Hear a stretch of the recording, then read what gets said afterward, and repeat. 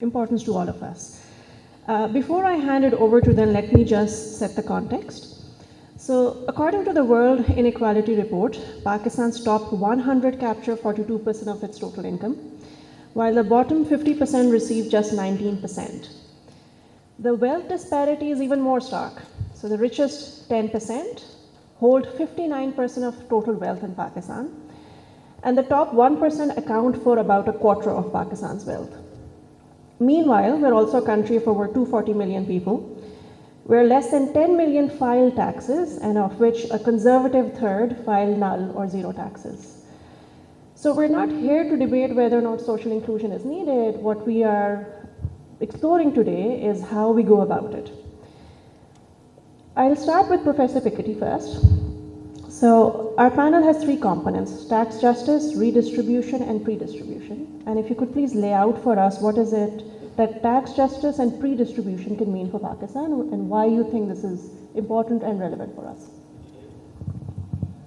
Okay, so thanks a lot for the question. The notion of tax justice is difficult to define without talking at the same time about what you do with the tax revenue, because ultimately the question of social justice has to be defined in terms of equal access to fundamental goods, including education, health, housing, transportation, and this is making these fundamental goods as accessible as possible in the largest possible quantities for everybody is the ultimate goal of justice. And then the tax system, is just a tool among many other technical tools to try to get there. But in itself, it's not good or bad. If you have an excellent tax justice system, but all what you do with the public money is not good, it's not a good system. So, and in fact, it's very difficult also to make it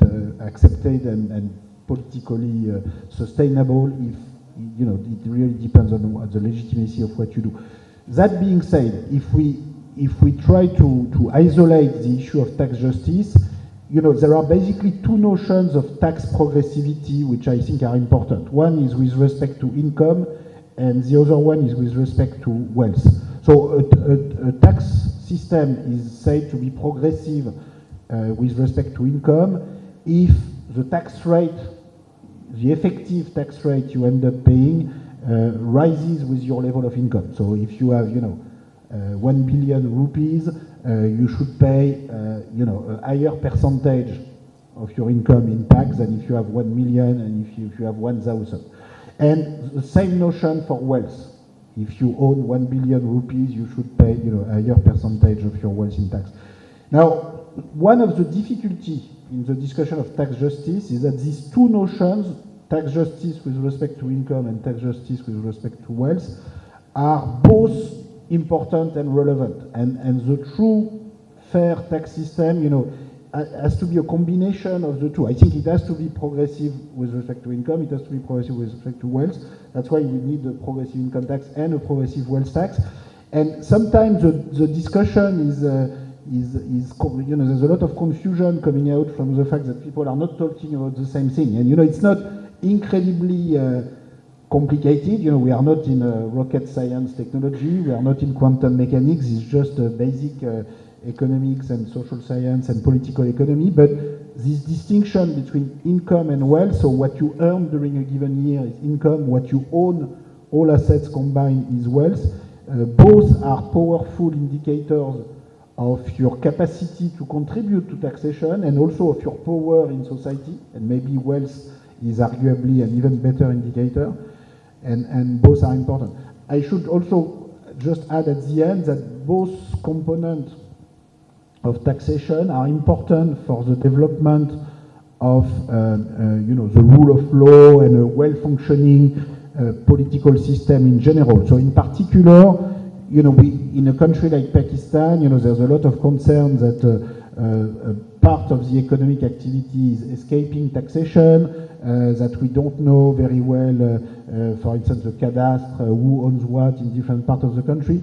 I think this has to do with the fact that the system of property taxation, which is a form of wealth taxation, was not developed in a sufficiently comprehensive manner, to say the least, and that, you know, some countries, including Pakistan, at some point in their development trajectory, maybe went too fast to VAT, income tax, system of taxation where you need to have a sophisticated accounting system, compute the profit, without even having the cadastre and the list of property which is different production units own. And you know, one of my lessons from the history of taxation in Western countries is that, you know, things developed very gradually, and for instance, property taxation, you know, was actually the main form of taxation in the United States or in Europe in the 19th century.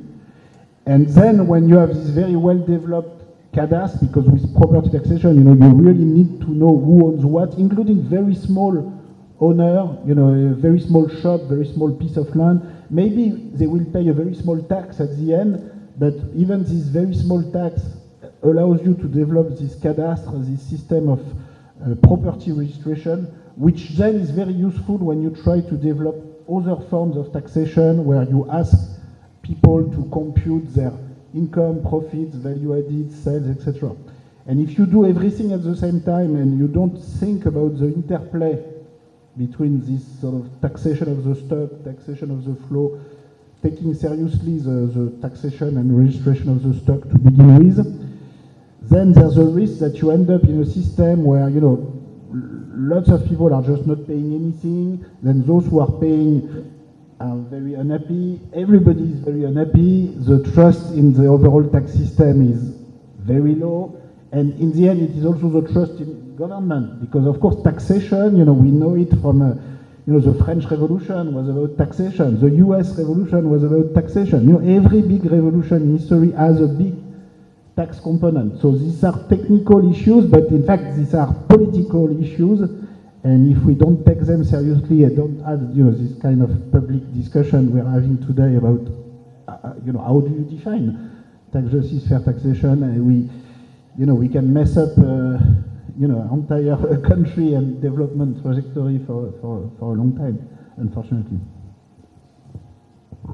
If I could just follow up and ask you to also explain the concept of pre-distribution, because I think the audience will be familiar with redistribution, but pre-distribution is not such a concept.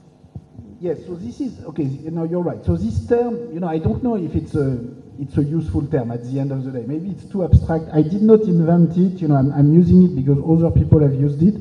What is meant by pre-distribution is everything you can do in terms of public policy which is going to affect the distribution of income and wealth before you have taxes and transfer.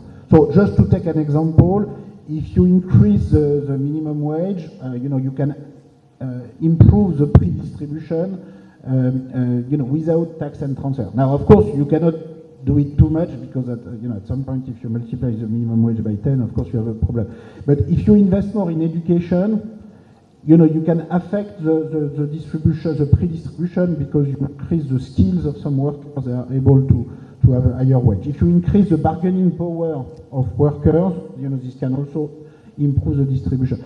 So there are lots of things which can be done to improve the distribution. Now, one thing that it's important to realize is that sometimes this concept of pre-distribution has been used, in my view, in a sort of quite conservative sense, by saying, okay, you don't need redistribution, you know, you don't need progressive taxation, because we should only care about pre-distribution.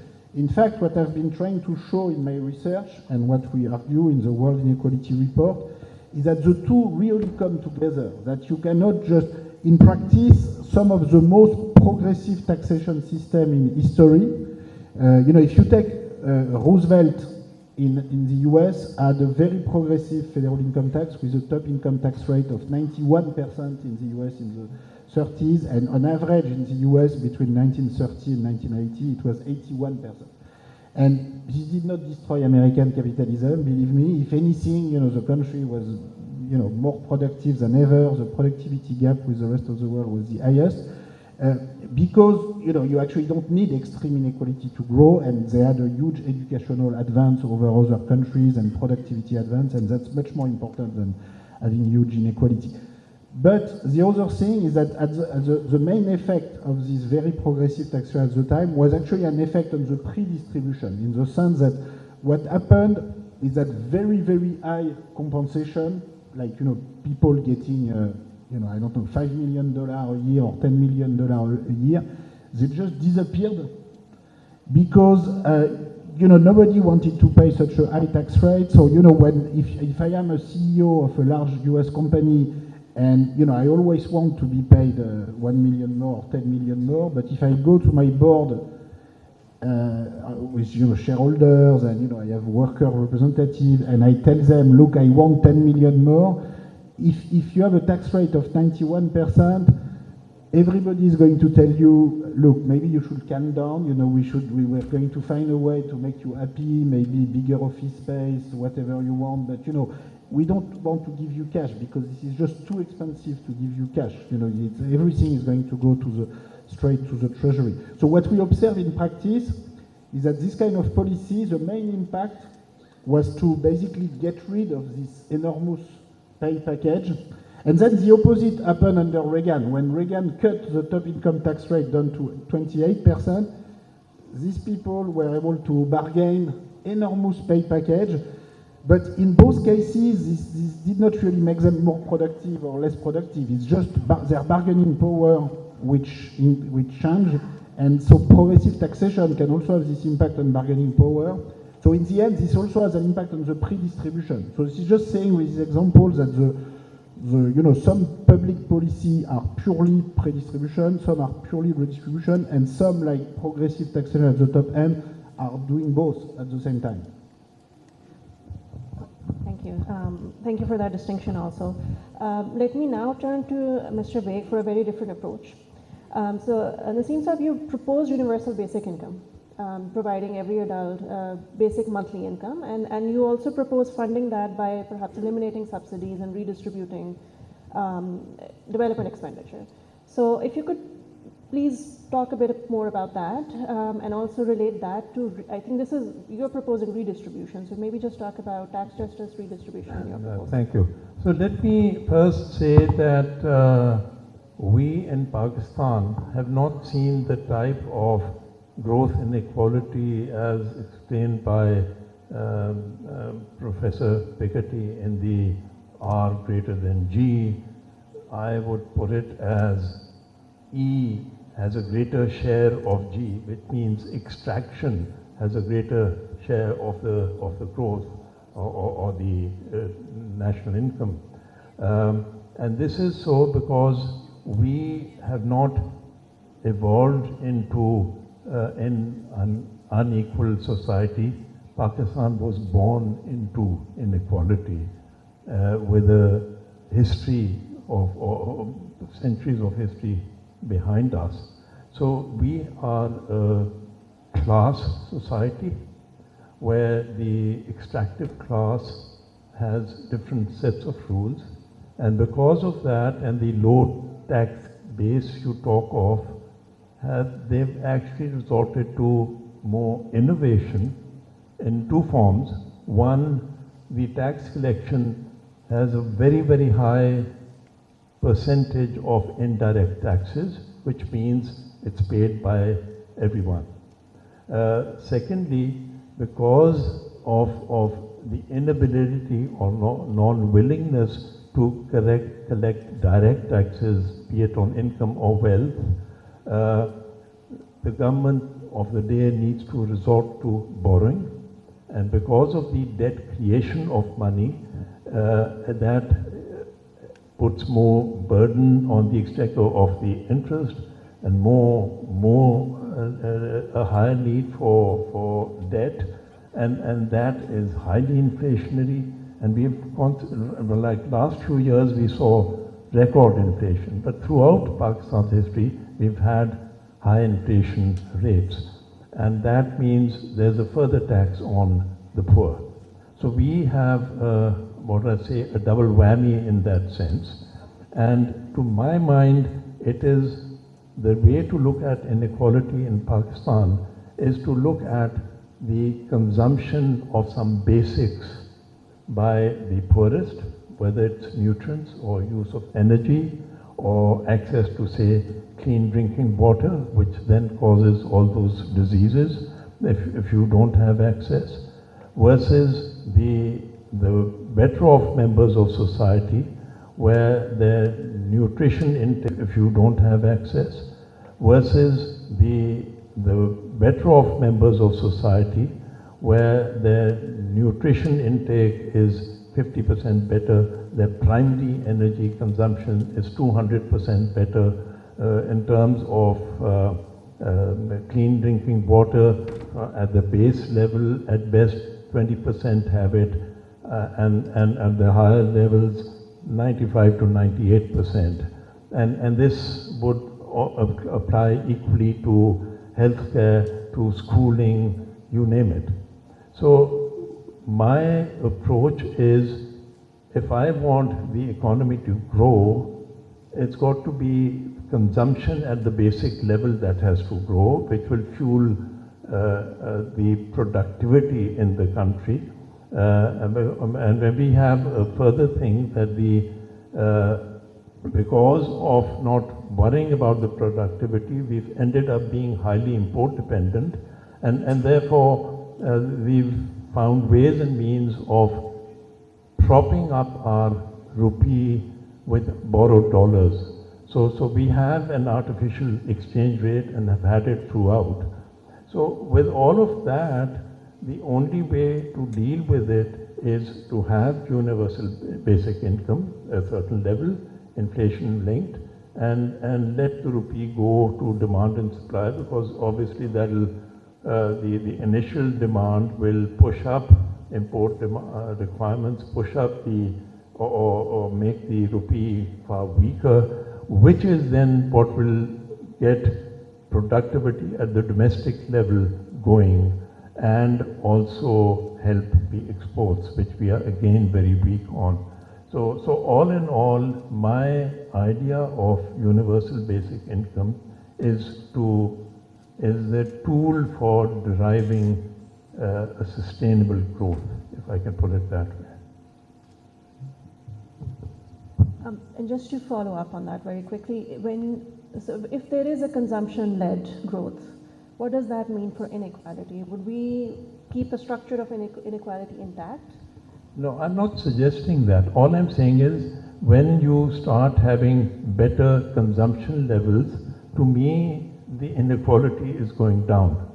The measure of, say, Gini coefficient, etc., are faulty in that, first, we don't really have a record of incomes, etc., etc., and that doesn't really tell us the story. The real story comes in from the basic consumption pattern of basics.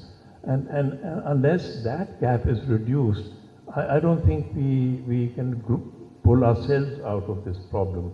So while we will be doing that, in terms of really dealing with the sort of post-distribution inequality, yes, we need to spread the taxes. My first target would be to reduce the indirect taxes. See, right now, the collection of income of indirect, a good part of it is disguised as income tax withheld at source, which effectively turns into an indirect tax. And that's why I say the proportion, if you just look at otherwise what is the standard definition of indirect tax, it's much higher in Pakistan when we look at our numbers. So that is the thing I would attack, is the indirect taxes have to reduce. So let me now follow up on something that both of you have highlighted, which is extraction and bargaining power of the elite. So Professor Piketty, you've written in Capital and Ideology that inequality is a political construct. It's not natural. You talk about the case of Sweden, which went from one of the most unequal societies in 1910 to one of the most equal ones in 1970 through progressive taxation. So the political economy question that comes to my mind is, who will force this change in Pakistan? Political parties are controlled by the wealthy. They're not going to volunteer to tax themselves. The poor are largely not organized. So where does the political force behind this change come from? And must we wait for a catastrophe to happen for that change to happen as well? Yeah, if the poor don't get organized and the middle don't get organized and only the rich are organized, then this is not going to work. That's for sure. So you know the obvious strategy and what has worked historically is to get organized. And so you mentioned the case of Sweden. I just want to say a few additional words about the story of Sweden because it's not so well known. You know, sometimes people imagine that countries in Nordic Europe, you know, have always been egalitarian, that this is part of their eternal culture, and you know, there's nothing we can do, there's nothing we can do to do like them, or maybe in fact we don't even want to be Swedes because they have a strange culture and we don't want to be like them. So, you know, sometimes people describe this as a sort of cultural, permanent issue. But it's not at all the story of Sweden. So let me just say a few words on the political system and sort of the very extreme entrenched inequality that existed in Sweden just 100 years ago. You know, much more political inequality than in Pakistan today. Much more. So here are the basics of the political system in Sweden that was until World War I, until in fact 1920. So first of all, until World War I in Sweden, only the top 20% taxpayers could vote, top 20% richest taxpayer, top 20% richest men, of course, women could not vote, and so you had to have enough property to vote. But that's very common in 19th century Europe, you know, that's what you have everywhere in 19th century Europe, and the only difference in Sweden is first that it continued until World War I, but the main difference, the second and most important difference, is that it was much more sophisticated than this. So in Sweden, until World War I, within the top 20%, you had a different number of voting rights depending on how wealthy you are, and depending on the property you have and the amount of property tax you pay. And you had between 1 and 100 votes, you know, depending on how wealthy you are. And so that was for legislative election. In municipal election, there was no upper ceiling on the number of votes you could have, so your number of votes will keep growing with your wealth. And you had several dozen municipalities in Sweden at the time where you have more than 50% of the vote for only one taxpayer, who was a perfectly legal dictator. And this is not the end of the story. You know, corporations had the right to vote in municipal election in Sweden until World War I, also on the basis of their assets in the municipality.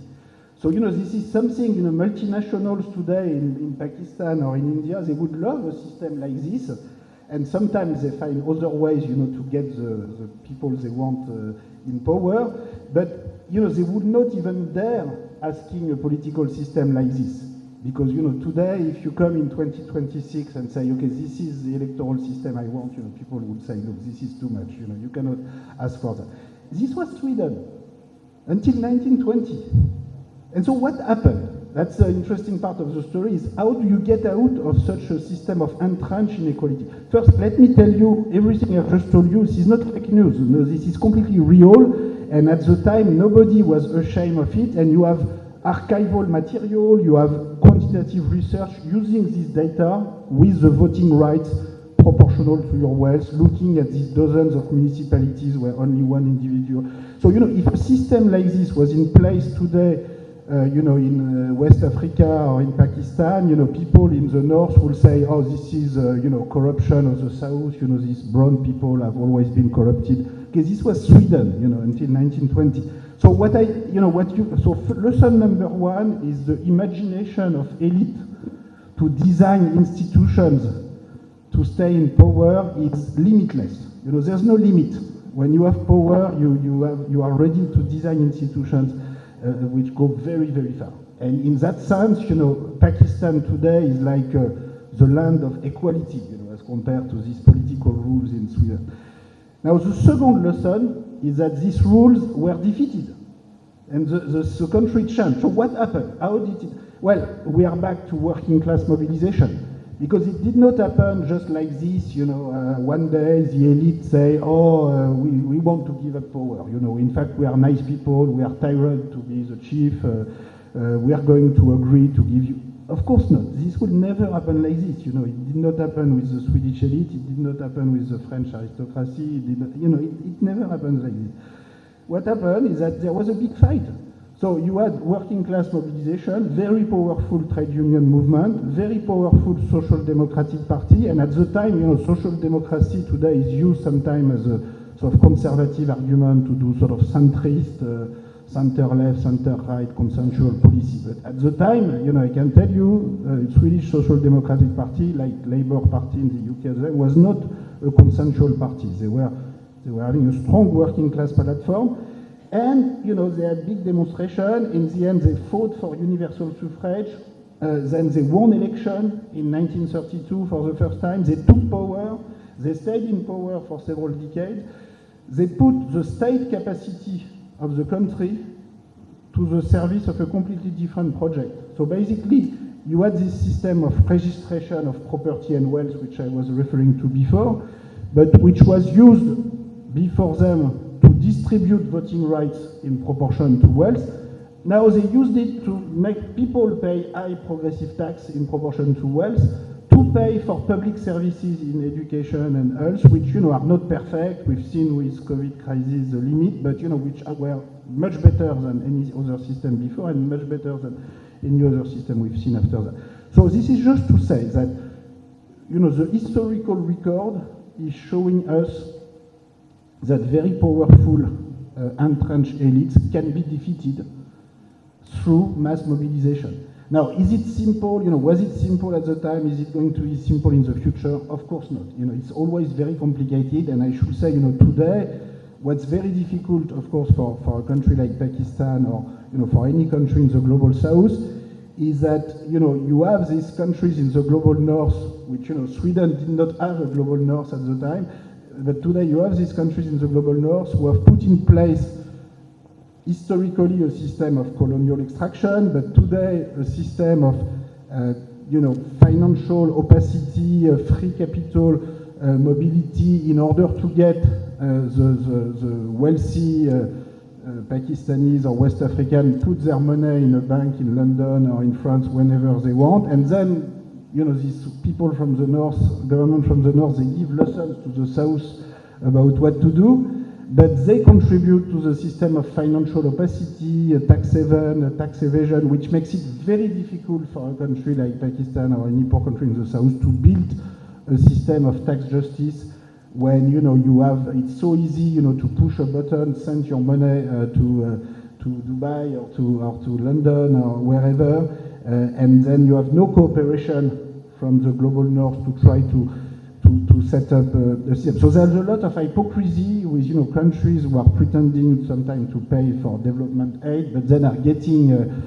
extract profits and capital income. The outflow of capital income and profits coming from the global south today is much larger than the foreign development aid that's supposed to go in the other direction, and which sometimes it's just paying the Western consultant rather than giving money to the poor in the global south. So it's in a way it's even more difficult today for a developing country to get this kind of mobilization and institutional change than it was for the some countries in the global north 100 years ago. So it is complicated, I'm not trying to say, but I think we can still try to learn from this experiment and try then to build coalition. That's the only strength of the poor is their number. They have to build coalition to change the system and be more imaginative than the elite in terms of institution building and change the rules of the game and the rules of the division of power in the end. Thank you. Bex, I have a similar question to you. You've been on the Economic Advisory Council as well. You worked with the elite of Pakistan, the wealthy and the powerful, in some sense. So your insights on, and I would hate it if someone were to ask me this question, but what is the one thing that you would recommend for the change that you are proposing? Not the whole program, but just let's say an important first step that they must take to move towards this Before UBI. I answer that, a very quick thing that the political structure and why would it allow it, my answer is it's now been over 25 years that we've had, albeit a means-tested income support program in place. And we've had a left-leaning government, a right-leaning government, somewhere in between political government, and now a hybrid government. All of them have gradually increased the budget allocation for it. And the reason is very simple. The fear of the extreme poverty as to the reaction it may have. And to ward it off, they've started doing that. So I think we are already on that path. Prior to that, I would say 50 years ago, we had the minimum wage laws brought in. They don't work in Pakistan because the number of jobs we create is far below the number of people who come into the workforce, and therefore they're forced to work for a pittance of the minimum wage, and who's going to complain, if I'm getting a quarter of the minimum wage, and I'm grateful for it. I'm not to go around complaining about it to officialdom for that matter. So that process is already in place. It's the force of circumstances which will get the governments to start thinking beyond means testing. It's a matter of time, in my opinion. To get it going, I would probably try and convince the government to pick 4, 5 to 10 of the poorest districts in Pakistan and bring in basic income, not means tested, for the people of that district and see the results. So can I ask you, I'm very curious to know more. So can you remind me the amount, today in terms of in this means tested program, how many people get how much per month through this program, and in your proposed system of universal basic income, how this will be different? So what will be the amount and for how many people? The income support that the people are getting is, I would say, roughly 1/10 of the minimum wage. My proposal is to be at half the minimum wage, but start at half of that. So at about 25% of the minimum wage is what I would like to roll out, and roll it out growing at a rate where it will take us 7 years to get there, because in my opinion, that's the time we will need for domestic productivity to catch up. Otherwise, there'll be, again, bouts of inflation or resorting to imports which we can ill afford. So that's my thought on it. In terms of the budgetary allocation, just to give you a fair idea, our total tax collection last year was 12 trillion rupees, and the budget allocation for this support program is just over ₹500 billion. While we paid interest, the government paid interest of 9 trillion rupees. To my mind, the biggest flaw in our economic structure is the debt creation of money and the fractional reserve banking, which effectively transfers wealth from the poorest through inflation, etc., and the indirect taxes to the few who are beneficiaries of that are. Sorry if I may, because I want to better understand. This is really seems very convincing and really fascinating to me, but I want to better understand. So you would go, right now, the means tested transfer are about 10% of minimum wage. You want to bring them to 25 and then to 50% of minimum wage for all the population? Sorry. No, I would say 25 of the desired rate right now. So if I want to be at 50, it's at 12 Oh, okay, and a okay. %. So, and So- then grow it over 7-year period. to 50%. And so when it's grown to 50% of minimum wage, and also extended to the entire population rather Yeah. than just the poor today, the total cost of the program in your simulation, how much as a percentage of GDP does it cost today, and how much would it cost at the end? Just Okay. So as I said today, the non-means is a little under ₹500 billion rupees. as a percentage but, of GDP. Okay, Because okay, but a fraction of our total spending. While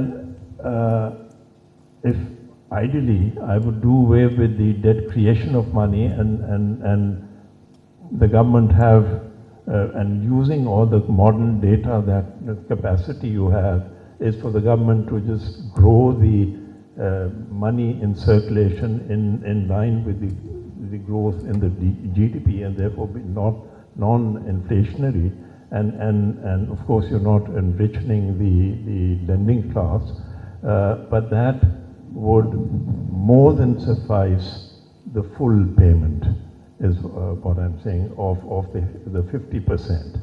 The benefit of course of that is we also have another very serious problem is the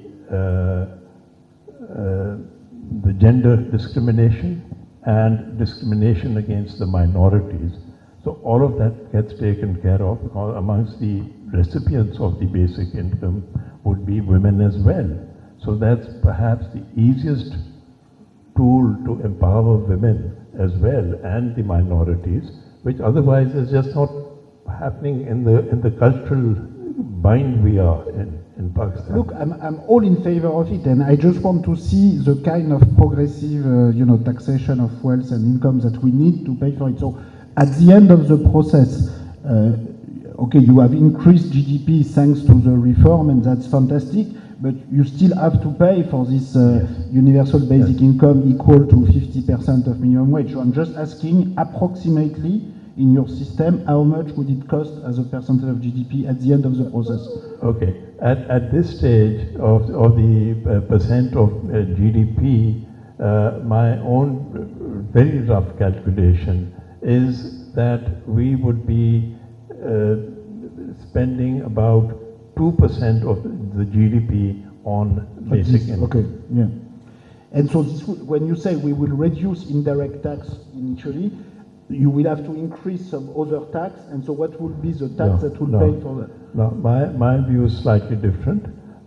First of all, it is as we mature and go forward, there is a great emphasis on increasing the share of direct taxes. There is already a move, and it is slow, it's painful, it's a lot of corrupt practices within the tax collection mechanism.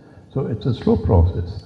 But ideally, our direct tax collection should be more like 70% and 30% indirect. Right now, it's the reverse. So we need to travel that distance. I can't have a solution for it overnight. Okay, no, but this looks like a perfect plan to me. I mean, I just wanted to make sure I understand. But yeah, no, this is pretty convincing. Thank you. So, thank you. I believe,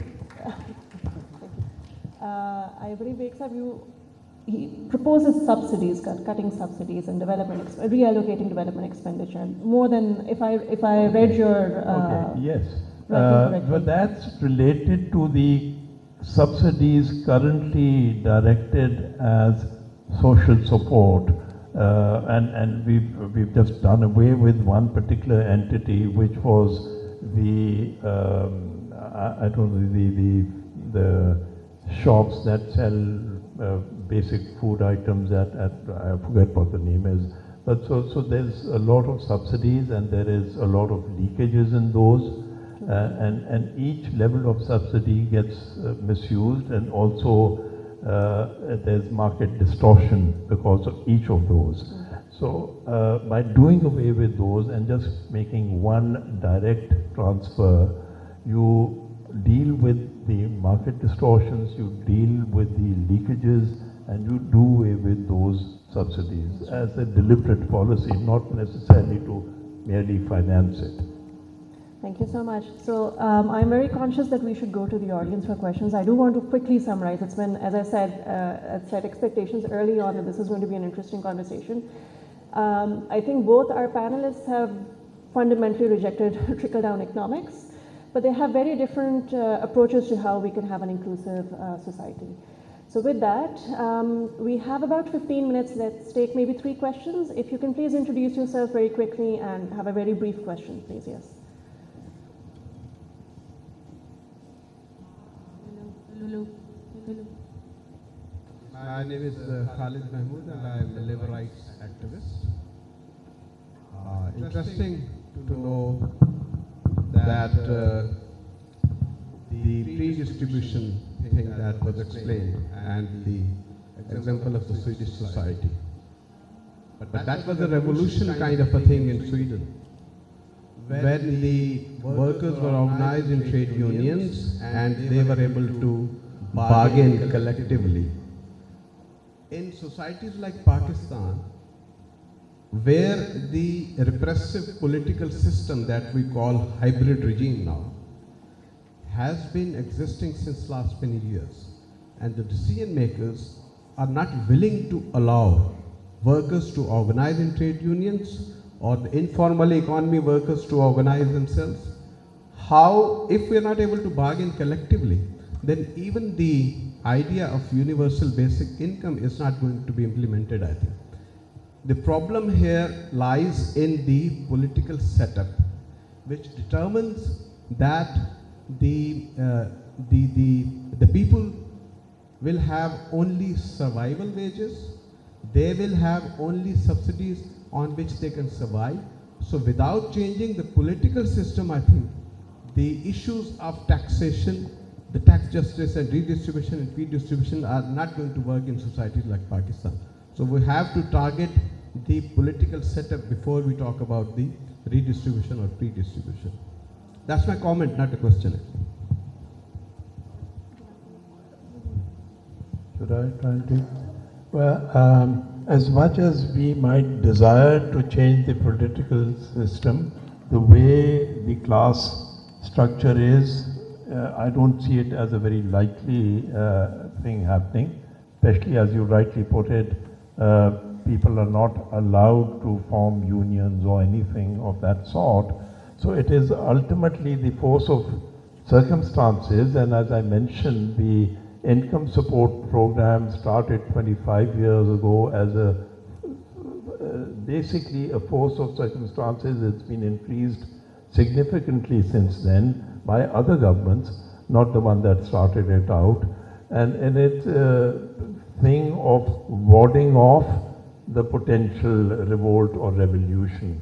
So it's a quiet revolution that would creep in unwittingly for those in power, but it will become the need of the hour for them. They will have no choice but to continue increasing the size of the income support, and at some stage it will become unmanageable, and therefore means testing would be inefficient and you'll have to give up on means testing.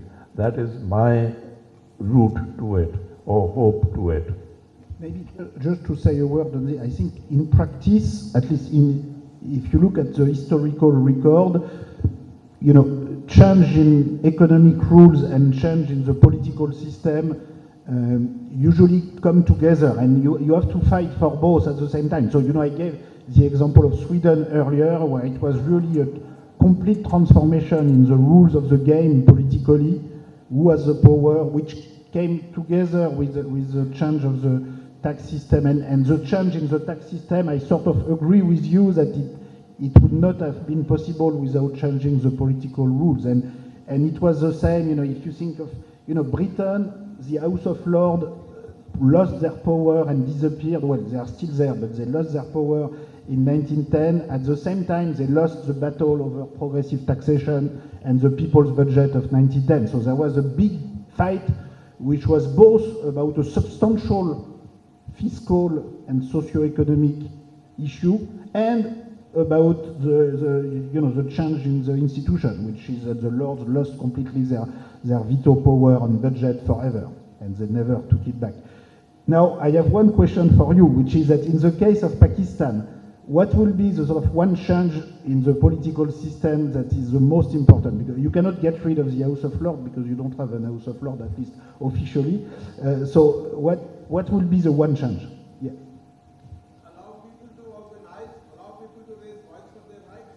I mean, we are under a very repressive regime since last many years, and these are the same people ruling us from different parties on the platform of different parties, and one constant factor is the military regime. We have to allow people to organize, to raise their voice for their rights. Why are we reluctant? We talk about the progress in Europe. We talk about the development in Europe, but we do not want to learn lessons from European history. We do not want to learn lessons that the people have a right to decide for their fate. They are the ones who should be able to organize, and like in Sweden, the trade unions developed the Social Democratic Party, and they captured the power and they changed the system. Why can't we do it here? So may I try and answer that? So it's a right to form union. Yeah. So it's a restriction. You have to wrest away power. No one hands it to you. So you have to look at the other way around. It's the people who have to wrest away power from the powerful, not that the powerful will hand you down and allow you this and allow you that. That's not going to happen. Can I? Okay. My name is Solat Salahuddin, and I run a manufacturing concern. My question is, looking at the title, Why Tax Justice in Pakistan, there is tax injustice. Basically, only 1.6% of the people are the taxpayers, and as Dr. Piketty mentioned, that we have moved very fast and quickly on the indirect taxes. One thing that we need to think about, and this is for you, Mr. Beg, why aren't we implementing wealth tax? If we have to learn from the countries that have succeeded, we are putting all the focus on the indirect taxes and income tax of 1.5% of the people who are contributing. We are not widening the base, and we are not talking about wealth tax because wealth is pretty much documented in terms of property. Is there any plan to do that? Because productivity is not going to increase through subsidy. You have to allow the industry to be productive, and for that to be productive, it has to be a wider distribution as far as the taxation is concerned. The basis has to increase. So, any thoughts on that? Yes, there are thoughts on that. First of all, we did have a wealth tax, which was removed under military dictator's regime in the 2000s. We had inheritance tax prior to that, and the Islamic courts were used to kill that. We started life on the Income Tax Act by adopting the 1922 Income Tax of India, brought in by the British colonials then. The rate of tax on unearned income, which means income from property and bonds, etc., was higher than the rate of tax on earned income like the business you run. And all of that has been changed by subsequent governments in Pakistan over the years. So as much as I am in favor of wealth tax, and I wrote about this umpteen years ago, I think a brief article back in 1992, but the fact remains that those very people who would have to pay a significant share of that tax are not going to do it. It is for the rest of society to raise enough of a voice and create this situation. While you say 40% of whoever pays tax, every Pakistani pays that indirect tax. Please bear that in mind. It's painful, but that's the honest truth. Actually, if we consider tariff as a form of tax, if we consider tariffs as a form of tax and the global supply chain, when we say tax justice, how can you explain that in today's world, a justice without an international moratorium can influence the political economy in a certain country? I'm not sure I understood the end of the question about tariffs. Actually, tariffs, Yeah. because currently we are in an era of supply chain connectivity.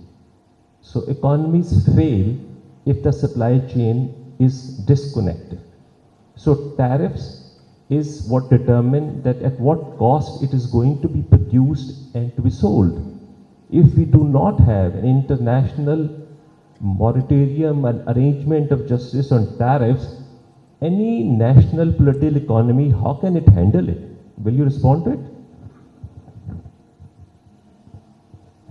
Yes, so I agree with you. I mean, and as you know, there's one country in the world today which is using tariffs all over the place, and they seem to have, to enjoy it, or at least, the president of this country seems to have a lot of fun announcing new tariff every morning.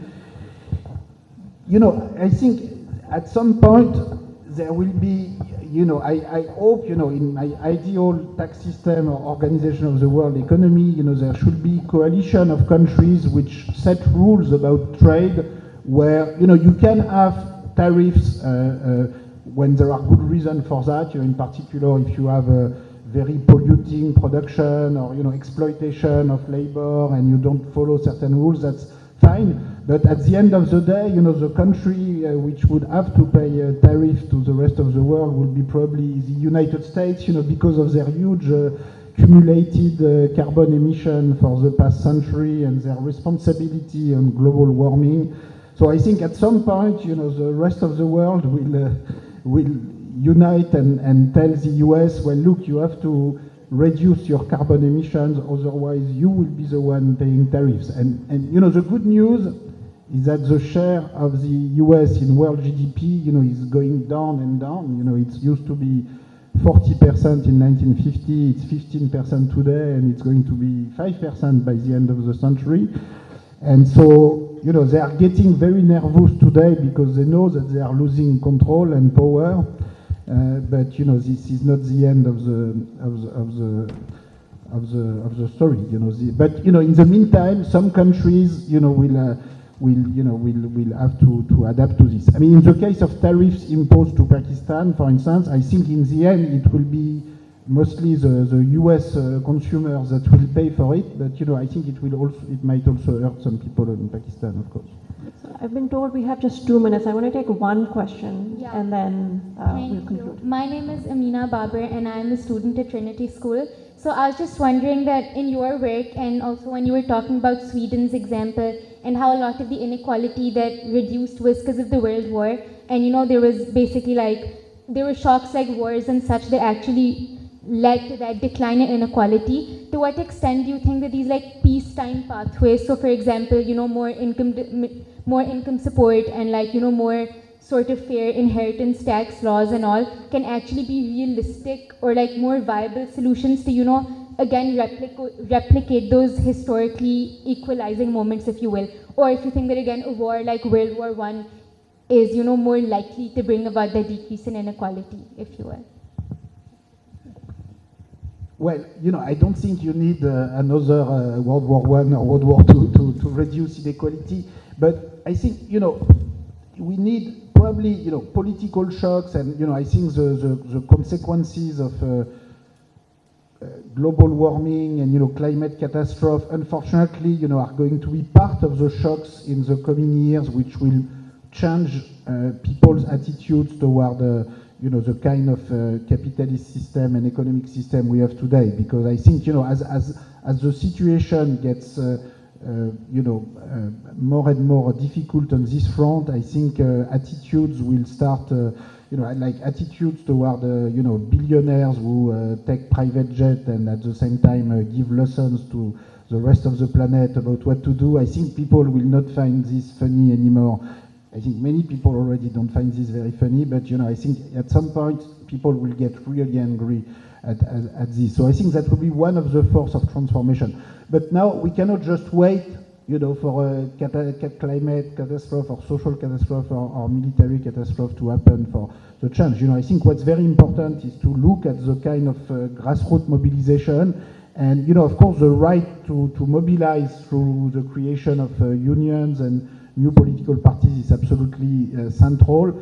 But, we have also to see within existing political parties how to change their platform from the inside. I'm not saying that's easy. I know, there's in Pakistan, there's a lot of, angriness and deception, to say the least, about the existing traditional parties. But, I think if I look at the situation in my country, in France, there's a long tradition of creating new political parties all the time, which is very good and very, lively in many ways.